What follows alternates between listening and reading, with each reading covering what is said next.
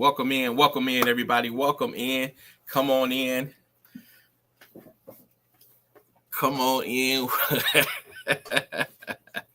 Welcome in. Let's get this screen. She's in the screen. I got somebody's working, and there we go. Thank you so much. I couldn't do this alone, guys. I couldn't do this alone. Thank you all for coming in. Listen, the show is about not the why, but the you. This is what the show is about. Not the why, but the you. What do that mean, Chosen? That means we're not going to continue to hold on to that why that we have. We're going to start holding on to the you.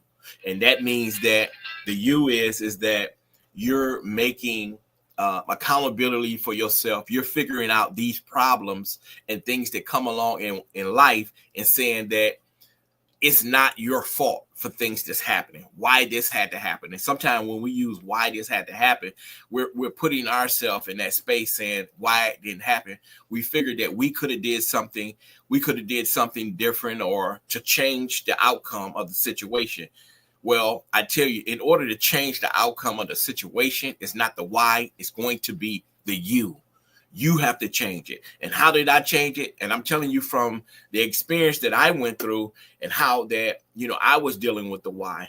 I was going through that transition of what the why, why, my son had to pass away at an early age, why my daughter had to pass at an early age, why. And I started building up a lot of guilt in myself, and it made it feel like that it was my fault that things started to happen. It was my fault that they passed away.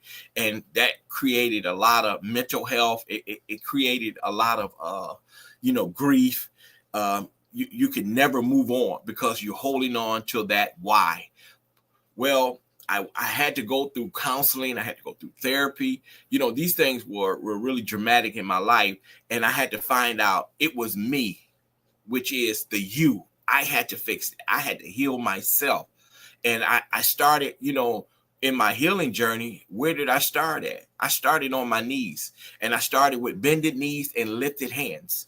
And I said, Lord, I need you. I can't handle this. And when I was praying, Lord said, it's you. You can fix this. You can do it. But you're not going to do it alone, but you have to do it. That's why faith without works is dead. Only you can fix it. So we're not going to say why this happened or why this. It's not about the why. It's about you. You can do it. You can change this situation. You can make it better. And it starts in your thought process. You have to think it like, I can do better. I can get through this. This wasn't my fault. And in terms of why this had to happen. Why? And that's where I was at. I was just sitting in the stupor, and I'm like, why this had to happen? Why? And it could be any situation that you could be in. You always asking yourself, why? And you hang on to that why. And you can never get through it until you use the you. You can do it. You can get through this. And you start off with your healing process is, listen, go to the word. There's a scripture for everything that you need. And you go to the word and you ask God to start healing you in those areas that you need to be healed in. And that in that area that you need to be healed in is that why. Lord, take this why away from me.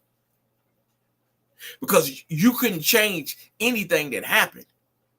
See, if you could have changed it, you wouldn't have let it happen. That's why we don't use why then. We wouldn't use why if we could change a situation. We only use why when we don't know why it happened or we couldn't change it. So that's the only way you use that. So you have to go to you, that you can change it. You can't hold on to that why. I held on to why for so long, and that why was, it was tearing me apart. It was tearing me apart. It didn't let me move forward. It didn't let me love the way I needed to love. I wasn't engaged, in conversation. I was distant from people. I was antisocial. And this wasn't nobody's fault. Nobody's fault. It wasn't even my fault. It wasn't even your fault. And that's the thing about it is when you go through your why situation, you turn this into everybody's fault. Why? And the first thing I did when I got on the phone, I would call somebody and I would ask them, I'm like, why this had to happen? Why this had to happen? Why did I have to go through this? Why? And when I get off the phone, I'm still asking myself why. I'm talking to myself, why? Then I get on the phone with somebody else, why? And I hold on to that why, and that why was just tearing me apart. It was eating me up like a cancer. Until I found out about the you. And I said, the you got to heal you. You got to heal you. You got to let why go. And that's with us people. We don't know how to let things go. We got to learn to let go and not use cliches. Learn to let go and let God. We quick to recite things, but using it, we can't use it. We don't know how to use it. That's why I tell people all the time, we try to fix people, but you ain't even fixed. I've seen people on social media, pastors, apostles, and all these different people with these names, and they're giving advices to folks and all this kind of stuff. And then you look around, they're going through something, and the same advice that they gave somebody else, they're not even using it. You got to eat that cake too, Anna Mae. You got to eat it too. This you ain't just for me. You got to eat it too. Until you eat that you're going to be going through the why for so long, and it's going to tear you apart. It's going to eat you alive. Why? You know, you're going to be at work wondering what? Why? You're going to be at home wondering what? Why? You're going to be trying to do stuff around the house. Why? Everything is going to be why. You got to get to that you, people. You got to get to that you, and that you is you. You can fix it. And the reason why I'm telling you this, and every time when I talk about something, I experienced it. This is not something I read in the book. I've seen somebody. I've seen people go through so many different things. But I've been through so many different things in my life. I've been through the why. I've been through now the you. I've been through the losses. Several losses. I mean, literally losses. From the top to the bottom. Grandmother, grandfather, sister, brother, daughter, son. I've lost everybody. I done been through that why. Best friend, I just lost him months ago. If I had not got through the why, I would be in that why with him. Why he had to go so soon. Why? And who I'm giving that why to? Sometimes we go on to God. Why, God? Why, God? Why he had to go so soon, God? Why? I want to know. Who are you? Who are you? Well, I want to know. You know why I want to know? I've been fasting. I've been praying. I've been sowing. I've been covering folks. So I got the right to know why. And the Father say, who are you? Just because you do these things. My ways is not your ways. So you got to get with that you. And that was what came to me in my prayer. The Father told me, you got to get with that you. You can't hold God accountable for everything that go on in your life. We born to live and we born to die.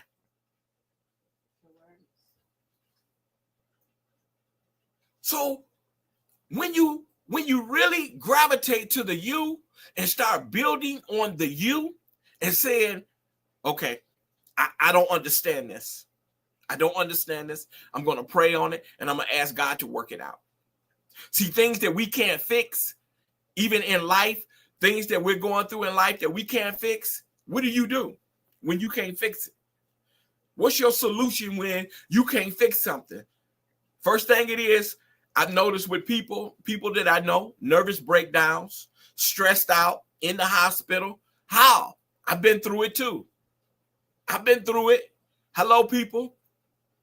Can I tell y'all something? I was so stressed out with my daughter passing away, and her birthday was months ago. Okay. I was so stressed out. Her birthday came around and I'm trying to be the husband. I'm trying to be a friend. I'm trying to be a father. I'm trying to be a motivational speaker. I'm trying to be everything people want me to be. I'm extremely stressed out. And what happened to me? I'm sitting here stressed out. I start bleeding inside.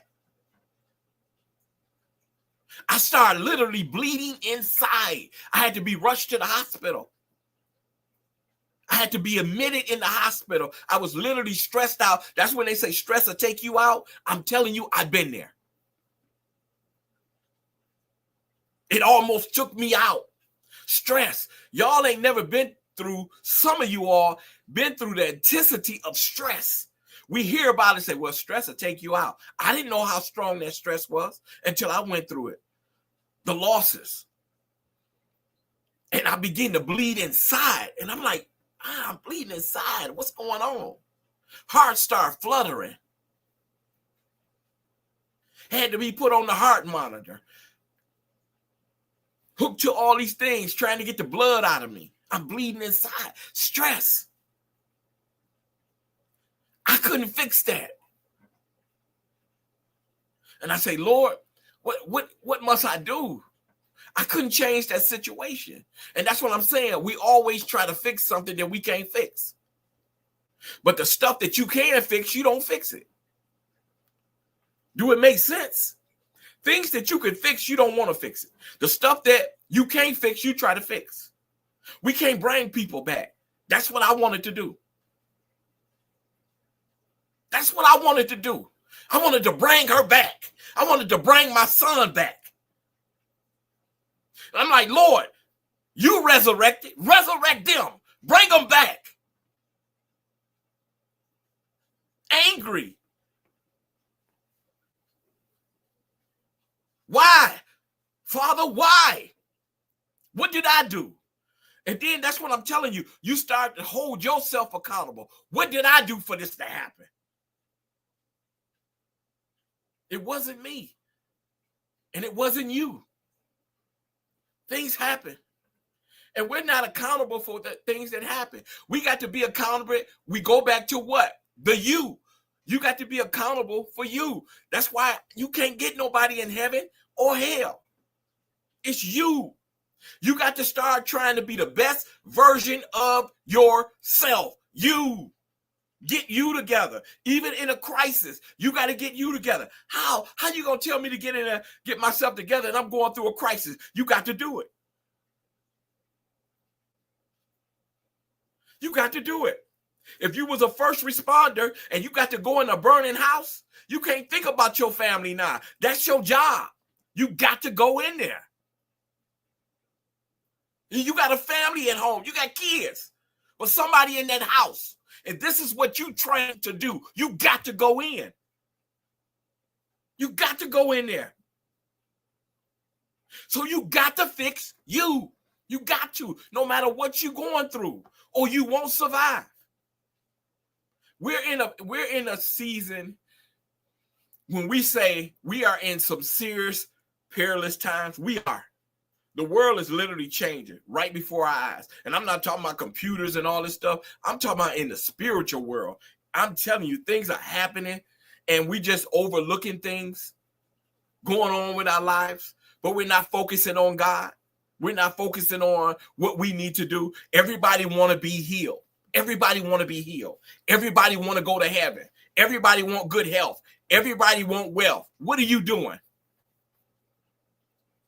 What are you doing to go to heaven? Just live and go to heaven? It don't work that way. God said, believe in me and you shall have what? Everlasting life. How many of y'all believe? Who got faith? When you get in a situation, where's your faith at?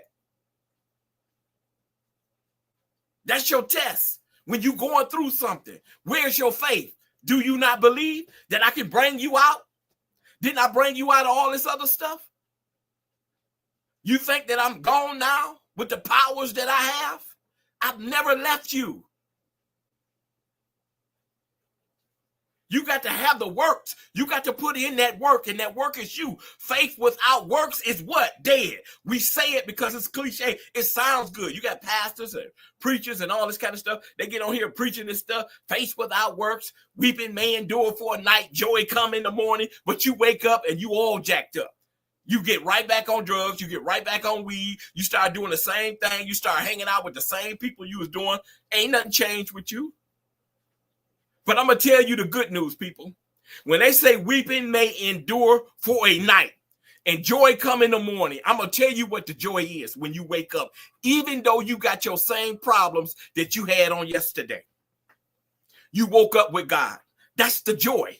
See, if God is with you through this life and through your journeys, through your sickness, you are good. You are in good shape. Even if you're going through, even if you're dealing with sickness or diseases or whatever it is, if you got God in your life, you are in good shape, because we are born to do what? Suffer. Ain't nobody going to live a perfect life. We're not in this perfect. It's not a perfect world. So all of us, we're going to endure sickness. We're going to endure something. We may get hurt or something may change our lives. But listen, God is with you every step of the way. You just got to know how to handle who? That you. You got to know how to handle you. Not the why, the you. Stand on that you. Stand on that you. And when you get you together and understand what you is, there's no stopping you. I know that we get weary. We all get weary, right? We're waiting on something. We're asking God to answer something for us or respond to our declarations. We get weary because nobody likes to do what? Wait. Nobody likes to wait. If your check late, you know what you're doing? You calling, you on the phone with human resources. Hello. My check late. What's going on? Ain't no waiting. If that check's supposed to be there that hour and that time, that's what you want. Ain't no waiting. But I tell you this, people, sometimes we got to be patient in due season. Sometimes when you get things too fast, it's not meant. That's why when we say this and y'all quote this, he's an on-time God. He's an on-time God. Well, how he going to be on time when you want it on your time? Explain that to me. See, your late is not God's late. How you going to do that and say he's an on-time God, but when it don't come when you want it, he late? He on time all the time. Because your late is his on time. We got to be patient. That's the reason why so much going on. Road rage or whatever. We're impatient. Focus on that you. Not the why. Why that person blocked me on TikTok. Why they blocked me on TikTok? I don't know why. I'm a good person. You know, I do gifts and all this kind of stuff on here, and Facebook. I do all kind of gifting on there and whatever. These folks block me. I don't know why. Don't worry about why. Now you stuck. Keep it moving, people. Don't worry about why somebody blocked you. Everybody ain't meant for you. That you. We going back to the you. Everybody is not meant for you. You can't rock with everybody. You wouldn't leave, so they dismissed you. And it was good for you. But you wondering why. You want answers for everything. You're not going to get answers for everything. It's people that's dealing with something or dealing with situations, and they can't deal with you. And not to say that you're a bad person. You might be too overwhelmingly nice. You too nice. I don't even want to deal with you. You're not even in my space. You too nice. And people get rid of you just on being too good. So it's not about, stop worrying about why and think about the you, who you are. You're special. You're unique. You built, and ain't nobody built like you. Don't nobody need what you need. So don't never be ashamed to lift up God, because, see, they don't need what you need. See, at night and in the morning time and in the afternoon, when you're praying and you asking God for something in your secret place, they don't know. They don't know what you need. They don't know why you on your knees or you in your car playing gospel music and raising and lifting your hands and praising God. Because you're waiting on something and you planted your seed and you ready to reap what you sow. See, they don't need what you need.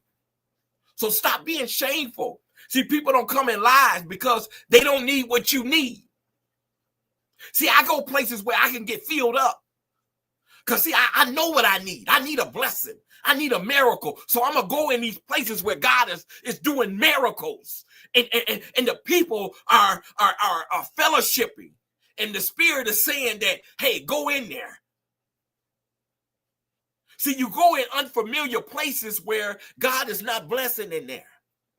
And then you're wondering why you're not healed.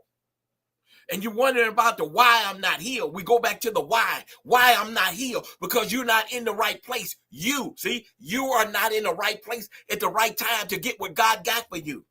That's why people say you miss your blessing. I don't want to miss my blessing. Well, why you over there? They ain't serving that. They ain't serving what you need. They over there with it. They got the blouses open and all this kind of stuff, but you need to get healed from high blood pressure. But you over here where they taking their clothes off at.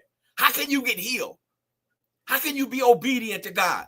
You want things to change in your house with your kids and your finances, but you over here where it's reckless at, where they're doing drugs and being promiscuous and all this. But in your secret place, you praying to God and asking God. You in two places. You only got to be in one place. And God said, just be in a place with me, in a place of peace. And I will heal you. I will heal you. Did you hear what I just said? He said, I will heal, not the why.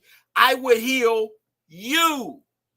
The you, not the why. I'm not going to heal the why. I'm going to heal the you. I will heal you. You getting ready to go into a whole nother season, people. You getting ready to say Happy New Year on the phone and crying and all this kind of stuff, right? 12 o'clock midnight, and all your problems are still there. You rolling them over. You got New Year's resolutions. You got all these different things lined up, and everything that you had in this year is rolling over into the next. Your depression done rolled over, but you're trying to hide and make believe that it's not there.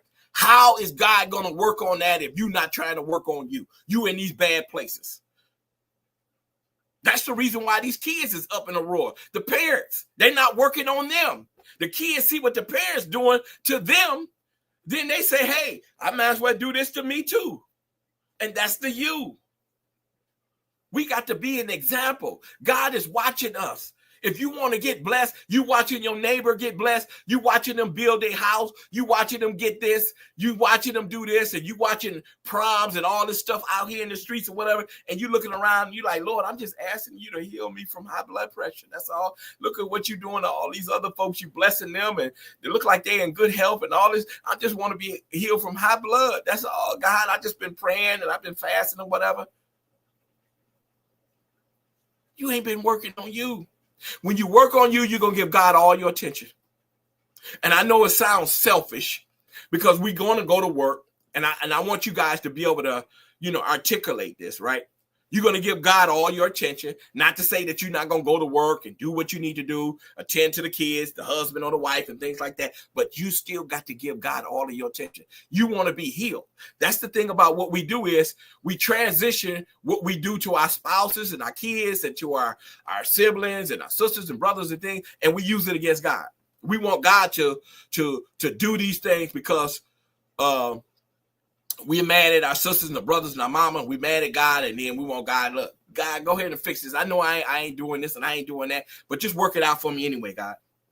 Do it anyway. I mean, who are you? Who are you, though? How special are you? I don't care if you're deacon, pastor, whatever titles that you want to put on yourself. Who are you? See, you are these things to these people.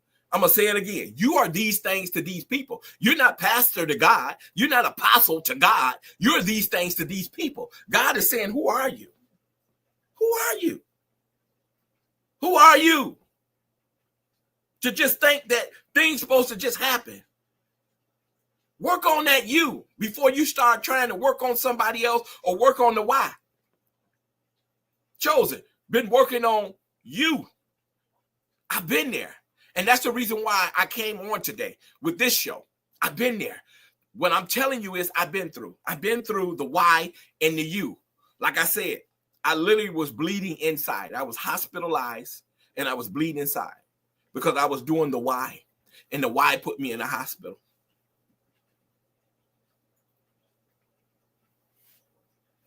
And I'm like, Lord, why do I have to be the example?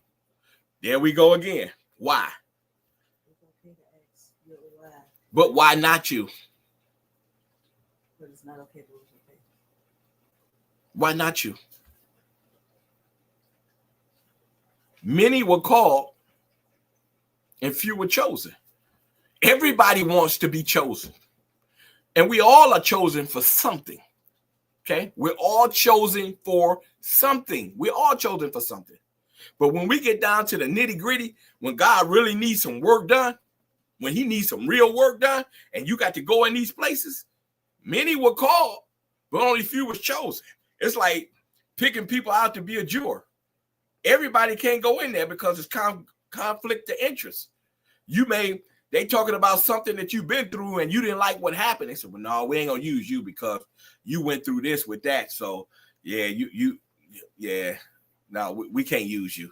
You know, conflict of interest.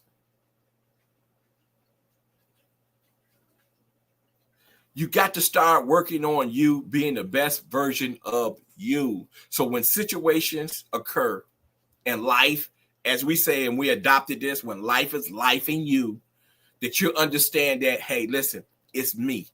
It's you. I can fix this. I can work on this. And with God, I can do. With God, with Jesus Christ, I can do all things. It may not come to fruition when I want it, but it will in God's time.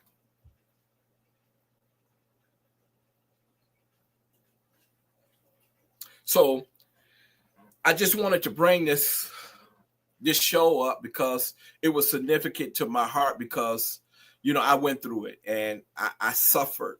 I really suffered, and I suffered for some days because I was going through the why really bad. And like I said, I began to bleed inside and my headaches were really bad and I had to be hospitalized, not too long ago. And I'm like, I gotta fix this, and I had to really deal with it. And I'm coming to you guys, to let you know that even if you're going through the why, you got to work on you. The why is not going to fix you. The why is not going to restore you. It's going to be the you.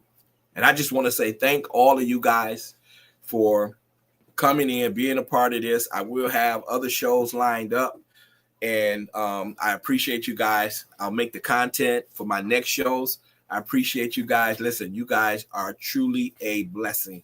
Thank you all. And I appreciate you guys. Until next time, I'll see you.